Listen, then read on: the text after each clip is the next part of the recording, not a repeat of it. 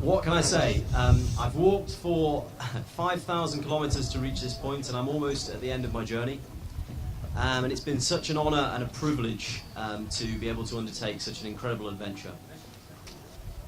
10 years ago, I started studying the River Nile, and I soon realized that not only is it the longest river in the world, but it's also the most important river in the world.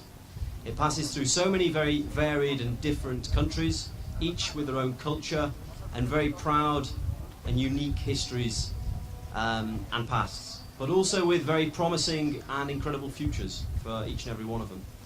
And that's something that I wanted to explore. For me, going on an expedition of this nature isn't about breaking records or doing something that nobody else has ever done before.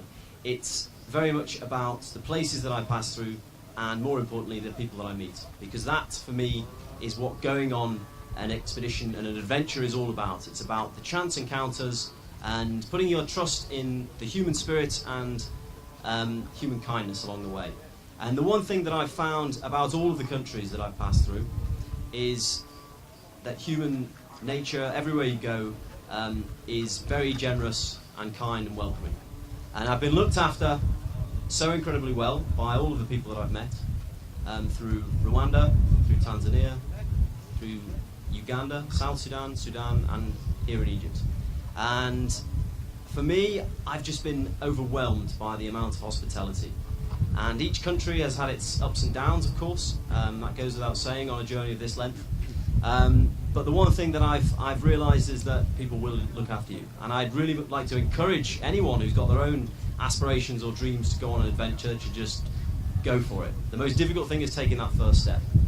And on that note, I'd like to also say thank you to, especially here in the Pyramids of Egypt. I mean, what a privilege to be in this spot, in the shadow of the pyramids that have been here for 4,500 years, and to be in the same place that so many historical people have been in, and I just feel humbled by the incredible reception I've received in Egypt. And the message that I'd like to say to the world is that all of the countries that I've passed through on this journey, people should go and see for themselves. Go and see the reality. Don't necessarily take, no offense to my media friends, but don't always listen to what the television has to say.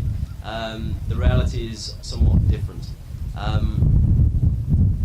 They're all incredible places, and nowhere more so than here in Egypt. I've been treated incredibly well by everyone that I've met. I've been looked after very well. So thank you very much to yourself, sir, and also the people of Egypt. Thank you.